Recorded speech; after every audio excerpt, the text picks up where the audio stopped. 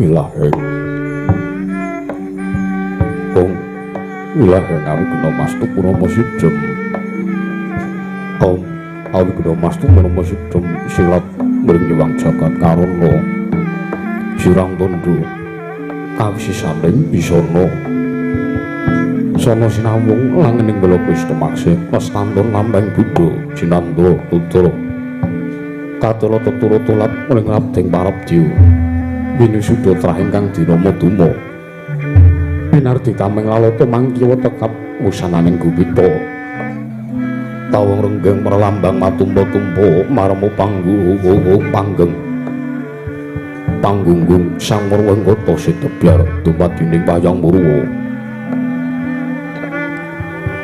Purwakaning kondo ninarik runtuting basa tumrap kuna ngemusu rasa yen narasaya karaos mula jari wang rasa wani wuruhing diri rasa rumangsa ngrumangsani kaya jalwa ingkang angilu kaca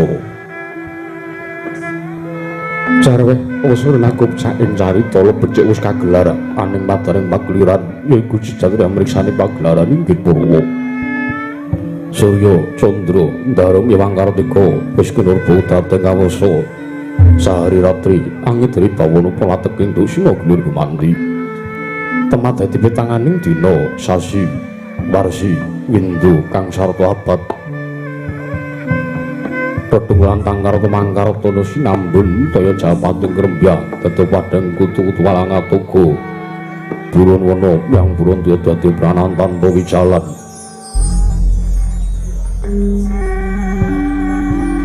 padang terwangan sinari sanggulang ngernawi ngarsa merbawani jagat munggung jagat wit pantuk munggung-munggung munggung kalingan wukir abang merenganga lamun kaik syayah dilat-dilata bumi saya tangu sumurup sang Hyang Kartika kata sebelah kanan kireng abang ismu jenar kapur bawan sinaring sang Hyang Basanta tanem to kata nuju royo-royo mangku gunung inyong biru moyo-moyo Pucuk gunung kumulan kutano kasiring Prabancana lenggat lenggut nganti kaya gunung Pakuta mega tan wetawis dangu seleng kawula tasih tinelarsa ngupaya buka garap Tegal Sawai angluhur silur tandurane sinambi sendonan sesindenan mikul karo lungune anggiring raja kayane sawanana pirembagan sama wangi Sang Hyang Kartika tangu saya inggil wis katon melo sinari jagat dunung ing pinggir papat lor kidul wetan yang kulon sinaring jagat kang sami rebut yudha rebut yuja rebut kuwung parandritatan wonten ingkang amadani kuncara kuncananing para karang palatisan nangge sinebat pandukaning karang kadempel ya padukaning klambi sireng sinebat padukan klambi sireng karonten wonten madaring padukan karang kadempel dupi wonten wujuding aran klambi sireng ingkang utuga saged dados panguripaning sang Japa kawula tasih pramila tansah tinuri-uri tenudi sarta nurut den sedakti dening sang Japa kawula tasih aning madaring karang patisan ing padukan karang kadempel para kawenging samya ayem tata didinang tentrem tebi saking raos regejekan adosa rasa memungsuhan anane mumat sinamatan daya dinayan padha ngemban kewajiban kalampu kanggo sinandhang ora ninggal marang kewajibane padha manembah ana ngarsaning Gusti nurut kapercayan lan kapitayan dhewe-dhewe nalika semanten padukan karang kadempel kaya-kaya ketiban daru kadheting wonten kekuwung ingkang dayan sumamburat dumugi aning kayewangan Suralaya ananging mapan wonten ing pendhapi padukan karang kadempel sinaosa datan wonten ingkang sami nyabawa datan wonten kawula karang kadempel ingkang sami sibu ananging sang Japa kawula samya ngraosaken arawira para mustikaning nalindra pingitaning jagat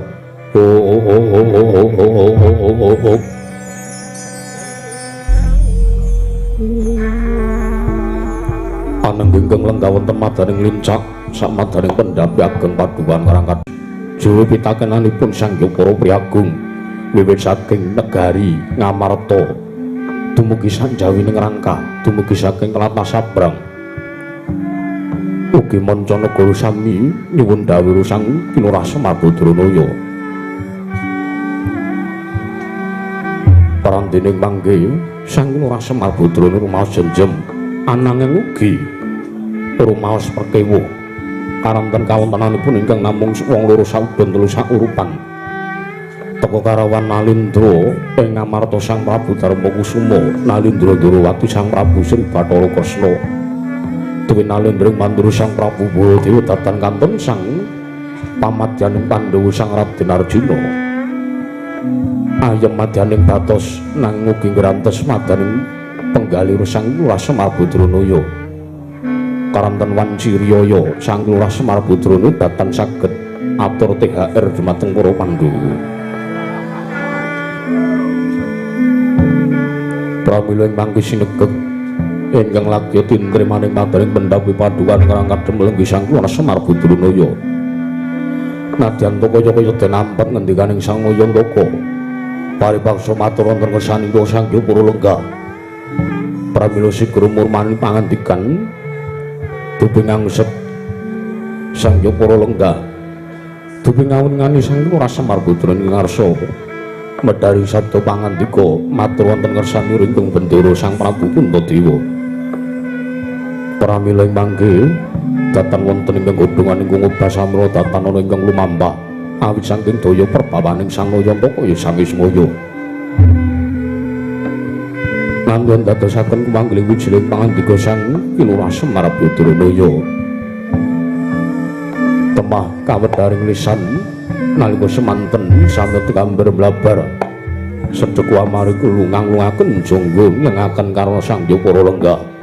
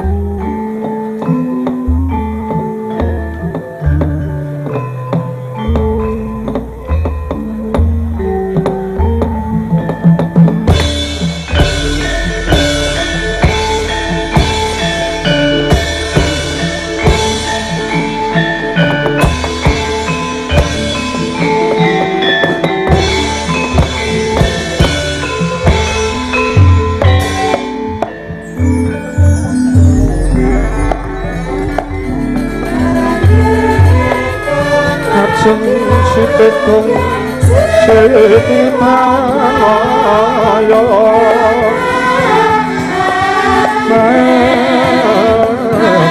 Kapan Kosusilo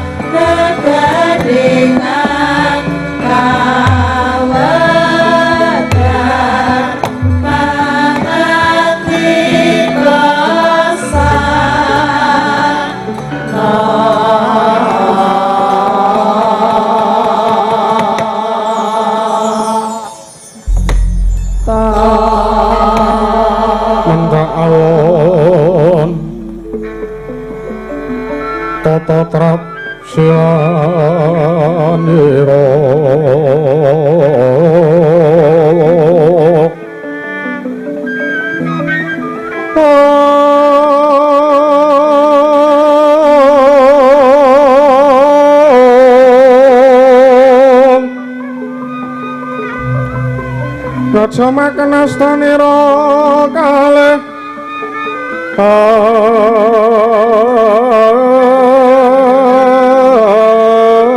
Astanira kalih pisan yen ngendika gawe pronto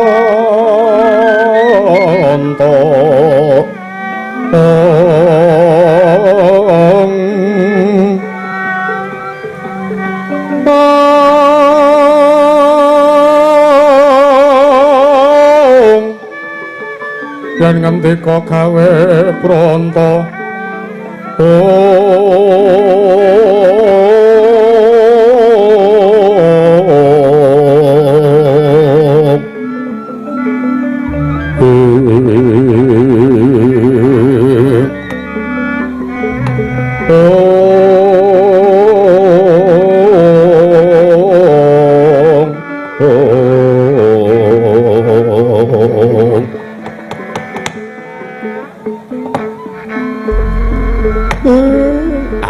ambel gegek saduli tomel mel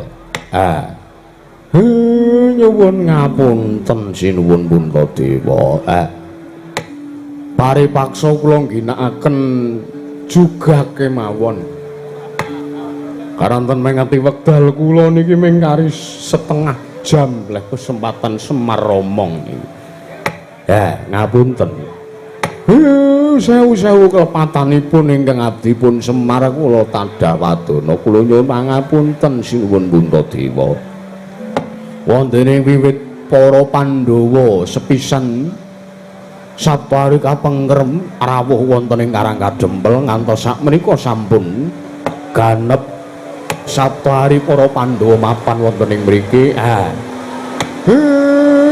kanthi kawontenan jawah kados ngaten menika malah Semar nampi rawuhipun sinuwun Ndarawati rawuh wonten ing Karangkadempel sekalian kalian sinuwun Baladewa Mandura sinuwun Puntadewa napa kula dikeparengake menawi kula mbagaken rawuhipun para nalindra menika Niwang Agung ngayomana marang paduan Karangkadempel sak isine iya Kakang Semar ora dadi ngopo Kakang yektine ndak rasa nggonku duweni atur sartane nggonku duweni wigati ana ngarsane Kakang Semar Badranaya Puntadewa ngrasa yen ta wis rampung sartane wis jangkep apa kang dadi ature Puntadewa lan para Pandhawa ana ngarsane Kakang Semar Badranaya mula kang mangkono ndak rasa rawuh Koko Prabu Ndarawati lan Koko Prabu Baladewa iki keduga bakal nanjake babakan ana apa para Pandhawa mapan ana ing kene Kakang nggih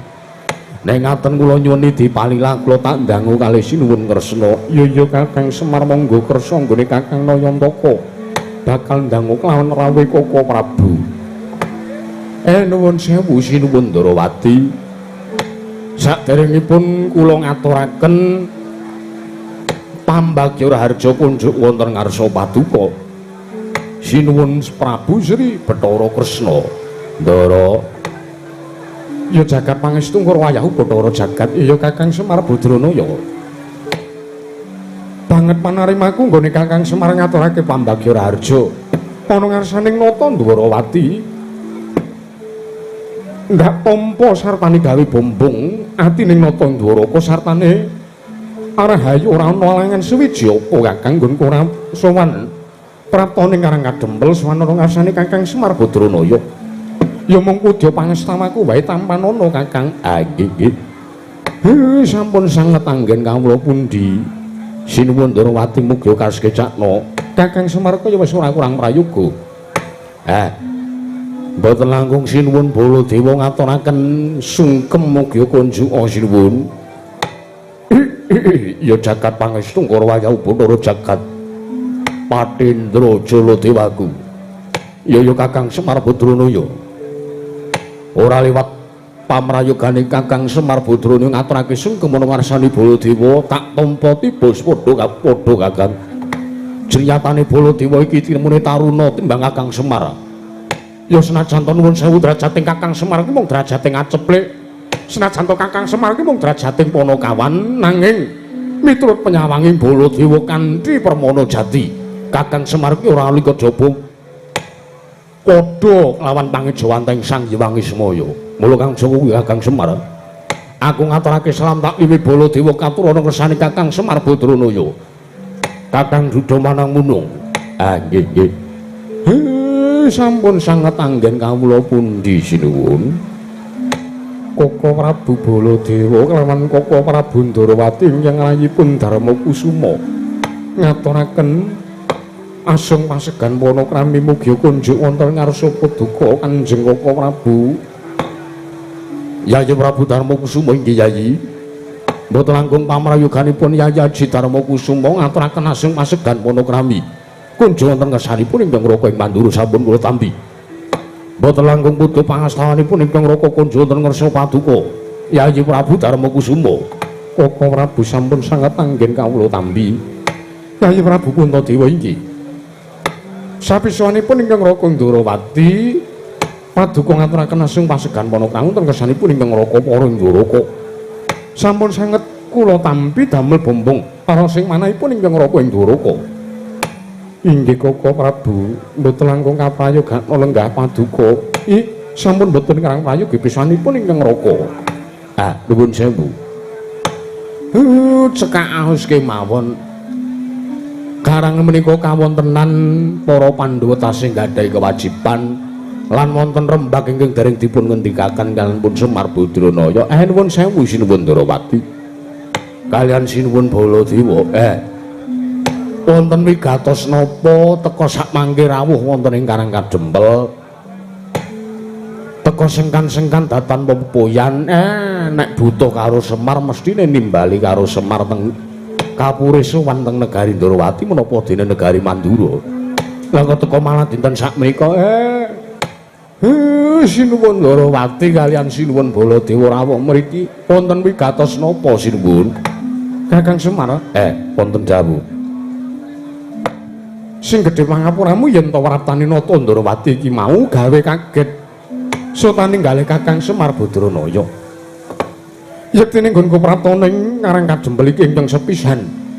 Aku mung ngarep tetinju marang karaharjanan kasantosane Kakang Semar Badranaya sak kadang-kadang ing Karang Kadempel. Jernyatane wis watara suwe nata Ndrawati ora tetinju marang kananing para kawula ing Karang Pradisan. Mula aku kepengin ninju kaya ngapa to? Kahanan lan kaya ngapa guyub rukune para kawula ing Karang Kadempel. Ping pindhone Kakang kaget rasane atiku teka nggonku praptana ing Karang Kadempel iki mau disababake merga iki mau panjenenganing Sen kelawan Koko Prabu ing Mandura sowan ning negara Ngamarta. Ingkang ancasku kepengin sowan ana kersaning kadang-kadangku para Pandhawa nanging dumadakan negara Ngendraprasta suwung negara Ngamarta kompang ora ana para Pandhawa sartane Nayaka Pungga ingkang padha mapan ning negara Ngamarta. Mareng dak titik ning Karang Kadempel jebul tinemuning para Pandhawa mapan ning Karang Kadempel. Kakang Semar, janjane iki ana perkara apa Kakang? Sartane Kakang Semar duwe gawe apa? Teka para Pandhawa padha mapan cumandha ning Karang Kadempel Kakang. Nyuwun pangapunten Sinuwun Darawati.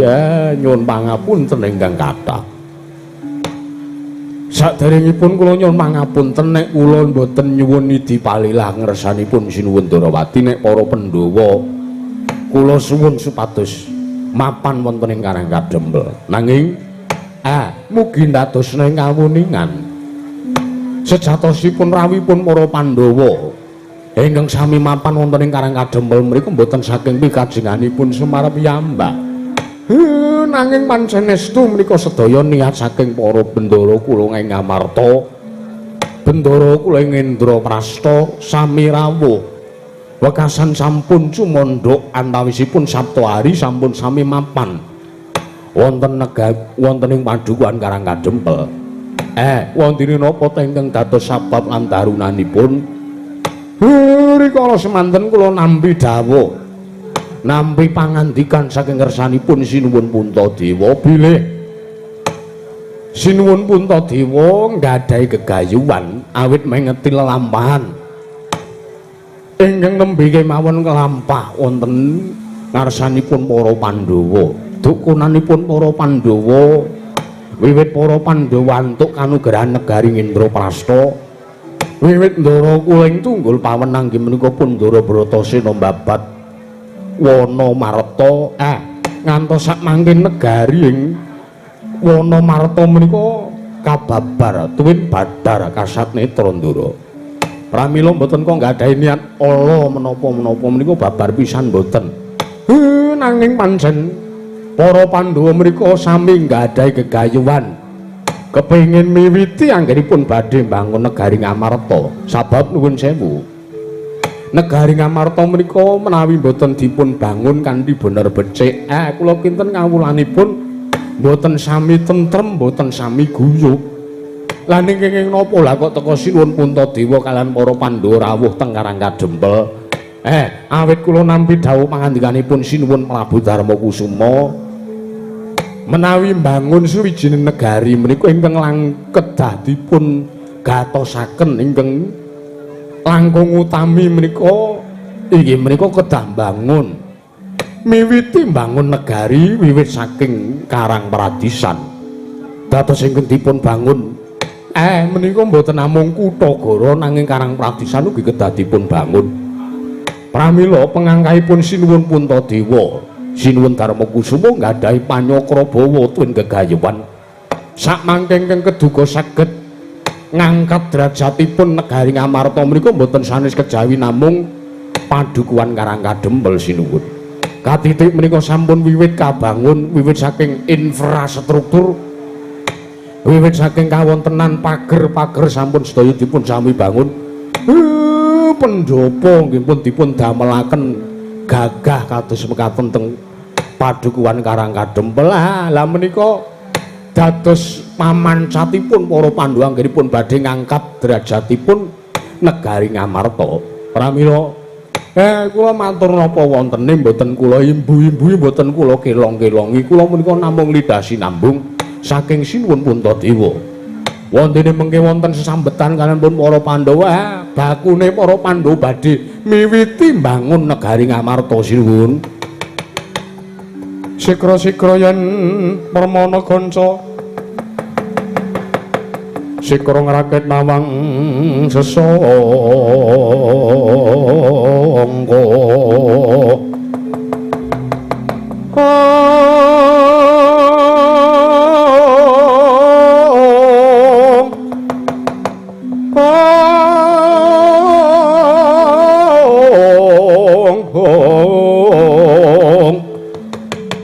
Nalendra mbok marwa sing katriku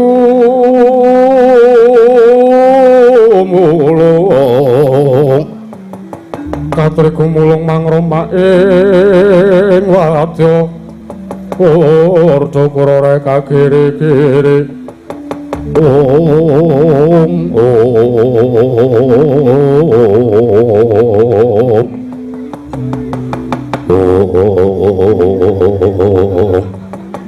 Sigebyar katarik ekono telawu ditemadaning pendhapi ageng padukuhan Karang Kadempel dupisang Nayantaka medharing sabda pangandika matur wonten kersanipun Sang Nata Ndarawati Sang Prabu Sri Bathara Pesena dinambi ugi dening nata ing manduru Sang Prabu Baladewa nalika semanten dadya tintriming mardaya nanging datan saged dinapusi sarating paningal Sang Nata Ndarawati miwah nata ing mandura sami bombong tuwin ayem tuwin mongkok menawi para Pandhawa nggadahi gegayuhan inggih menika pengin bangun negari Ngamarta.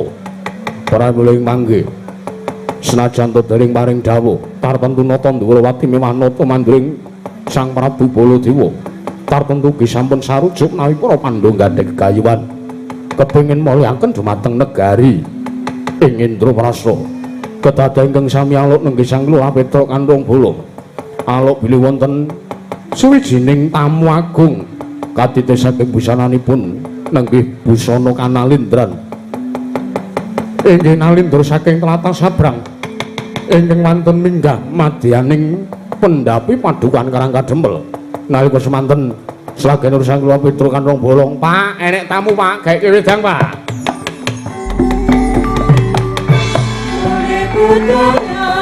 Budaya negeri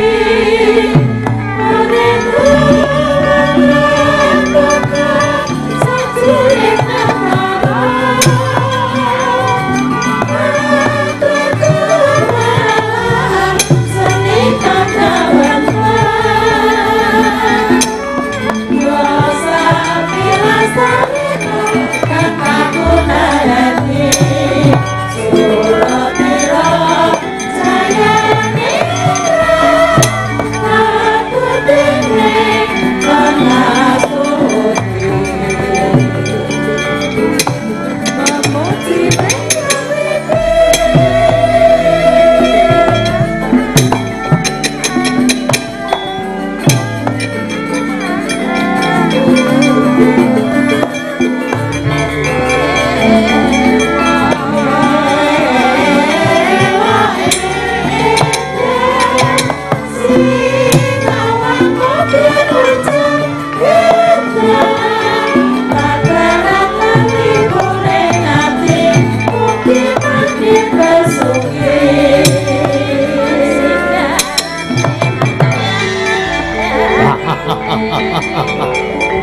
Nuwun, wah. Boy.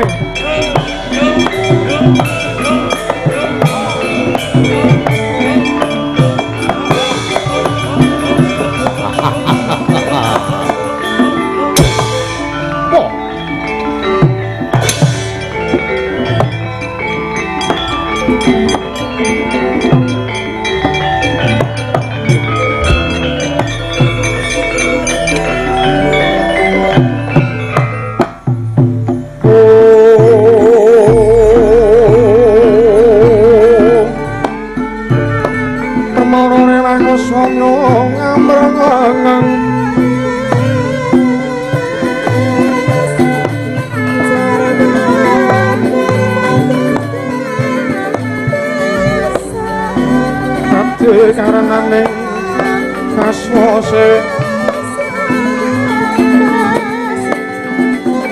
yang neng marako amalku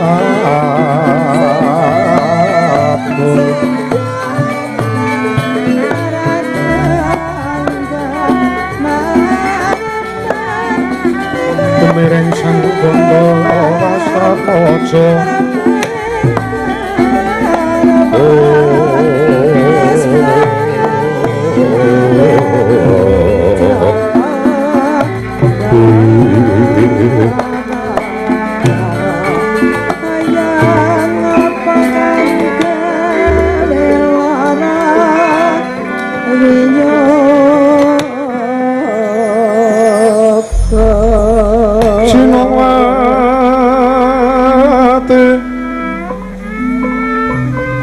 Sinong mati jagat kinari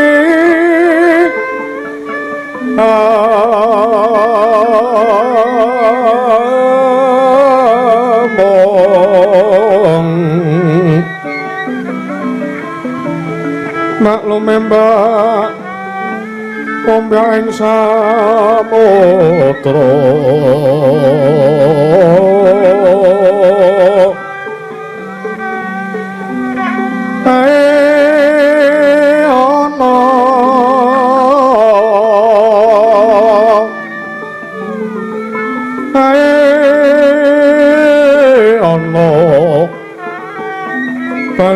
Tambra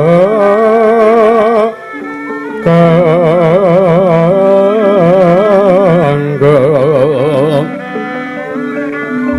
awito denceng-dencengan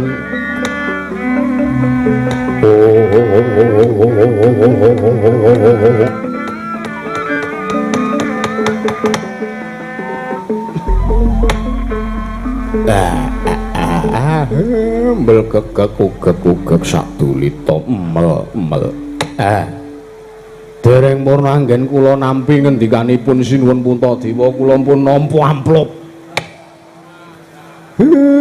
duit saweran matur nuwun menika lha kok teka mboten mangling saking busananipun menika rawuh wonten ing pendhapi Padukuhan Karangkadempel. Ketitik saking busananipun paduka menika nalindra saking tlatah Sabrang. Nuwun mangke sinuwun. Kula nyuwun pangapunten ingkang kathah. Mbok bilih kersa pitepangan dumateng pun Semar Badranaya mbok kula aturi paring dawuh. Sinuwun Prabu.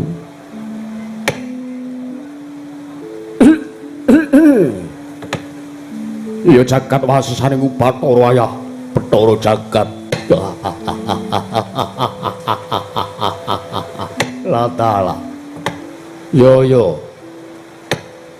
Ora pangling senajan to aku lagi wae sak bejagong sartane aku lagi wae ketemu kelawan kowe wektu ingkang sepisan iki. Nanging aku wis tepung karo kowe Kyai Semar. Yo yen to pancen kowe njaluk supayane aku paring dawuh babagan sapa to sejatine jejuluk ingsun, aku bakal paring pangandikan. Semar, nek pancen kowe sagu mestani sartane kowe sagu mangerteni kelawan aku, tepungke iki nalindring pulo Gedhah Kencana jejulukku Prabu Gendra Suwarawati. Nalindring pulo Gedhah Kencana sinuwun Prabu Gendra Suwarawati. Dasar kepala nyata. Nggih sinuwun Prabu Gendra Suwarawati. Sakrawipun mugi tansah kinandhenan karaharjan sinuwun antuk berkah pamujine Sang Kilurah Semar Badrana.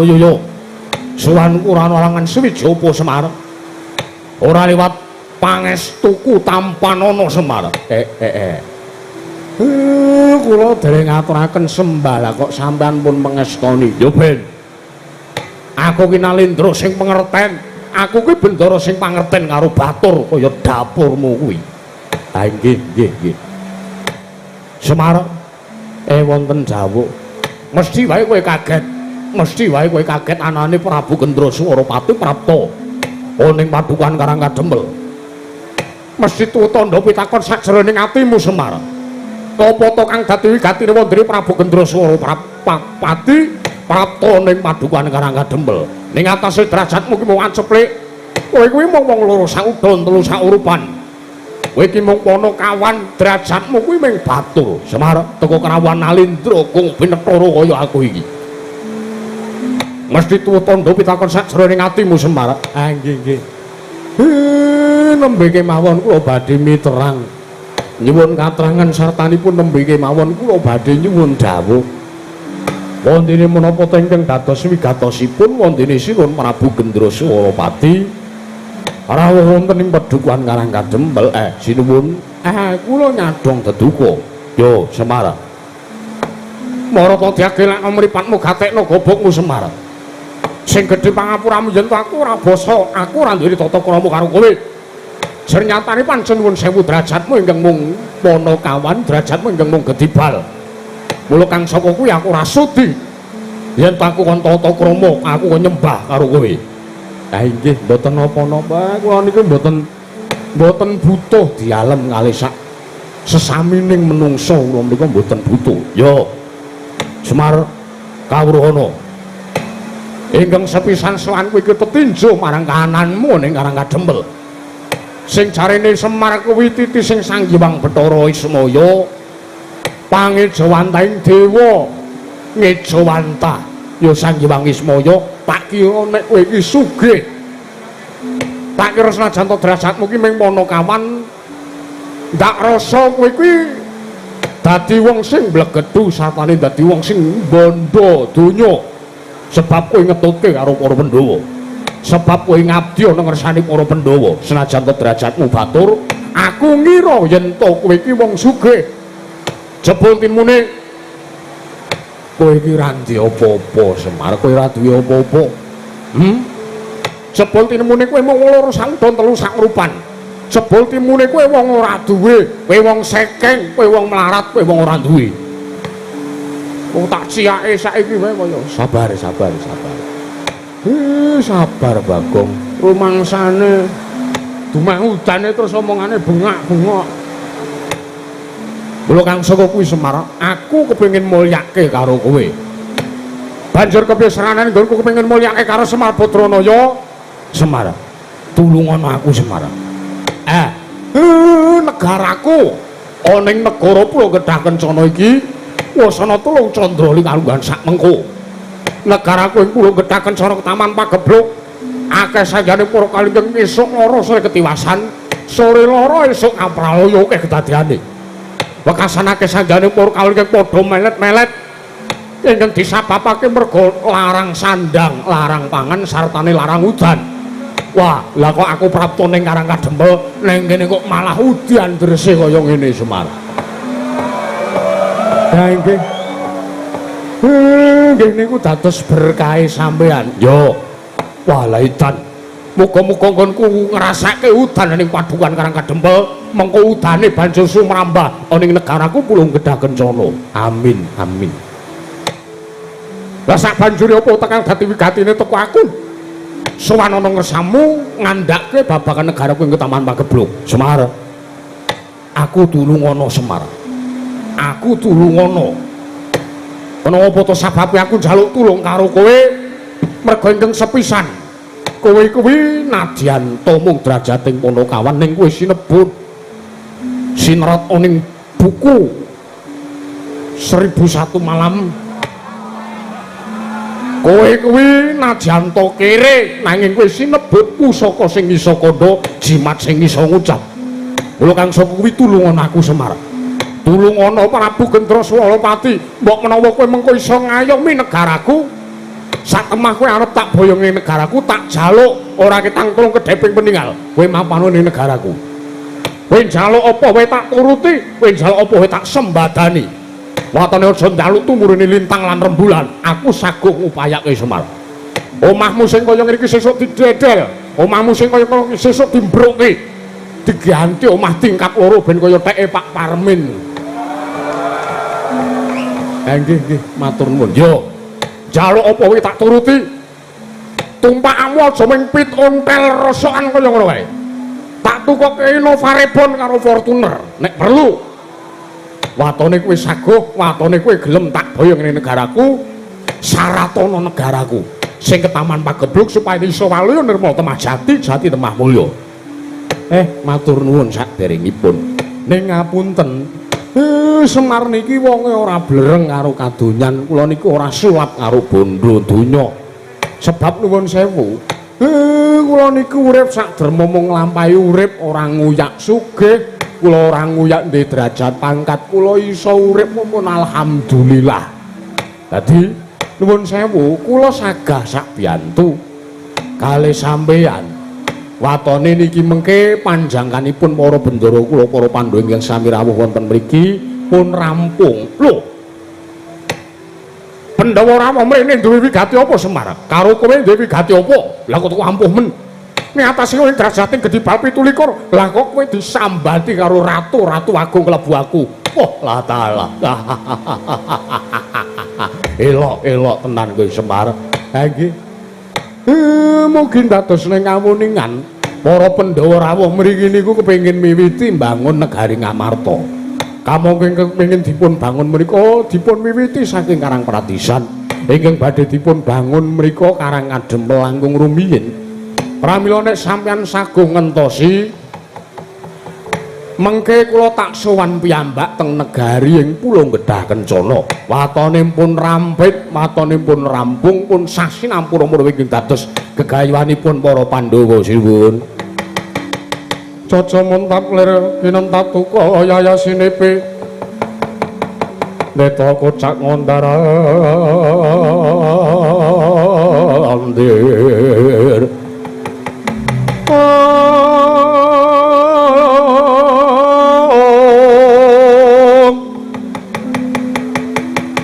Meja tukane rasa narpati kumri wis pocaeng rawes pindha kembang ora wariyen sinapun mring sagedheng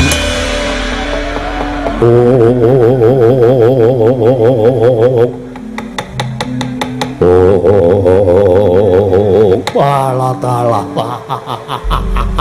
panus maning jajalan seketaning bawana iblis lanat kowe parap Semar yo tumeh Pandhawa kuwi juraganmu ngono kuwi tumeh Pandhawa kuwi sing meneh urip karo kowe terus kowe ngeboti Pandhawa luwih dhisik aku tak takon kanan negara Ngamarta ki apa ketaman pagebluk apa kira-kira negara Ngamarta ki tekan welaing Jawata nggih nuwun sewu mboten negari Ngamarta niku tentrem kemawon ning niki ajeng dibangun infrastrukture ajeng dibangun morale kalian pun para Pandhawa Semar wonten dawuh sawangen kanane para kawula ning negaraku sing wis padha arep entek kawulane mergo mung bendina do modar siji-siji apa kowe ora mesake karo Nalendra ing Pulau Gedhah Kencana Prabu Gendra Swalapati ora mesake karo kawulaku Semar nyatanipun nuwun sewu ingkang rawuh wonten mriki menika para Pandhawa langkung rumiyin anggenipun rawuh nggih paripaksa kula kedah sabyantu langkung rumiyin kaliyan pun para Pandhawa nek ngono kowe wegat tak bayane negaraku Mboten kateges kula mboten purun nanging kula menika nyuwun inah. Paling suwe-suwene para penduduk anggenipun badhe mbangun negari Ngamarta menika suwe-suwene ming 3 dina. Mengke nek pun rampung kula tak sowan dhewe mboten sandadak dipethuk. Panus maning jajal ades malaning ngerat sukertaning baune iblis lanat Semar. Setya ning kene kowe ra duweni rasa kamanungsan. Arep kowe iki sinebut titi sing Sanghyang Bathara Semaya nanging rasa kamanungsanmu blok, rasa kamanungsanmu nol. Babar pisan kowe ora ngajeni, kowe ora duwe rasa empati, kowe ora duwe rasa mesake karo kawulaku negara ing pulau Gedhagen sono. Ketitik para Pandhawa, negara Ngamarta ki kurang mulya piye kok isih arep dibangun wae. Nek ngono, tak pesthekake kowe ora kena tak boyong kanthi srana alus, kowe tak boyong kanthi srana rudha paripeksa. Semar, Seksenana, kowe ora gelem tak boyong ning negaraku wektu dina iki. Padukuhan Karang Kademel tak bumiang Semar.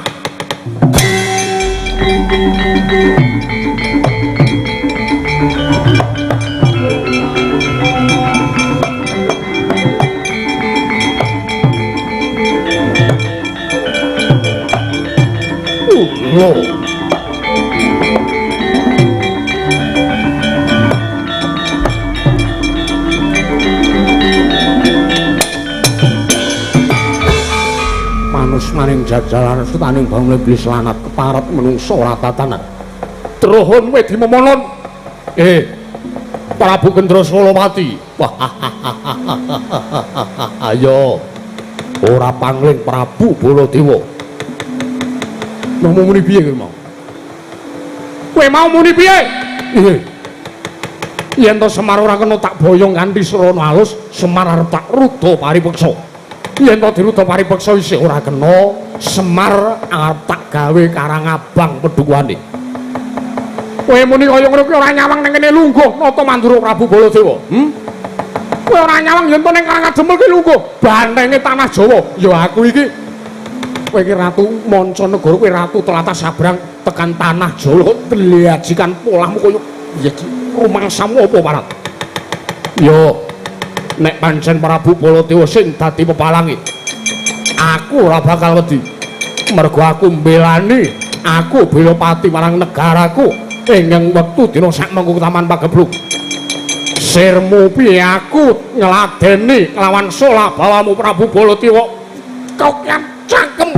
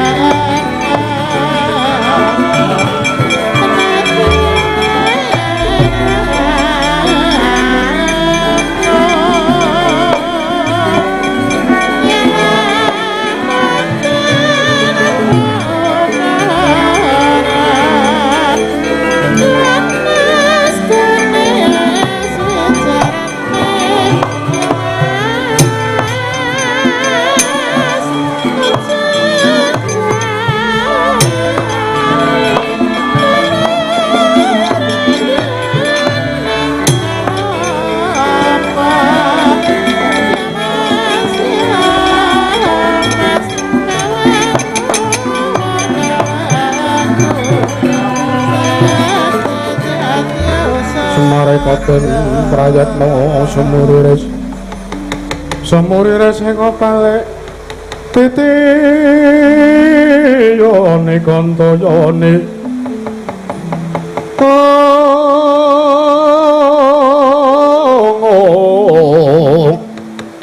Trisunya purnama sasi kilar-kilar semedyan ning tengahing latar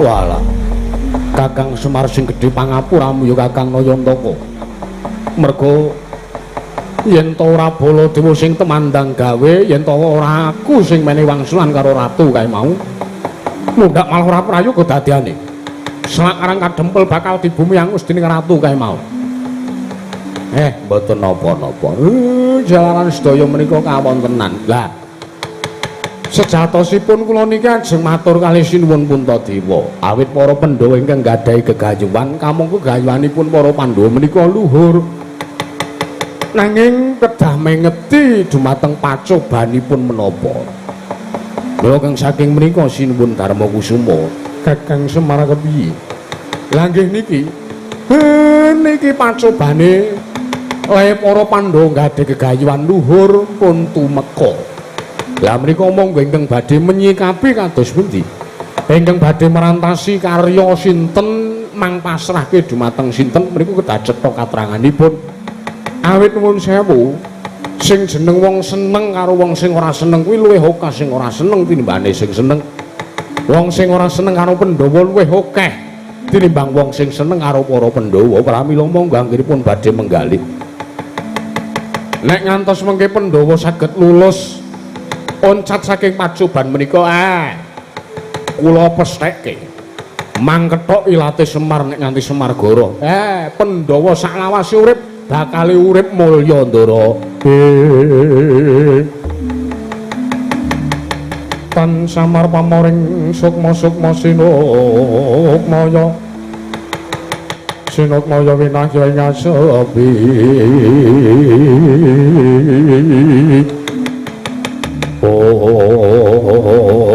ya jagat pangestu Kakang Semar wonten dawuh sinuwun Ndarawati yen to babakan pacoban tak kira para Pandhawa wis padha ora bakal kelaran sartane para Pandhawa ora bakal wedi kangelan yen to nampa pacoban mbuh abot mbuh enteng merga wiwit lahir Pandhawa kuwi ngrasake prihatin wis urip ngrekoso nggih babakan kanen katentreman ing Karang Kadempel iki nak suwun Kakang Semar masrahke ana ngersaning nata Ndawati Prabu Sri Bathara Kresna kersanipun sinuwun Ndarawati kados pundi mengko ingkang utusan kaliyan para lancur-lancur Pandhawa supaya Nalendra kae mau diundurake sartane aja ngasi ana daredah ana ing Padukan Karang Kadempel ngaten sinuwun iya Kakang lah nek ngaten kersane sampean sinuwun Ndarawati kula namung kantun nderek lah wekdal sakmenika ingkang kedah dipun penggalih kados pundi seranane anggenipun badhe miwiti mbangun Padukuhan Karang Kadempel menika Ndara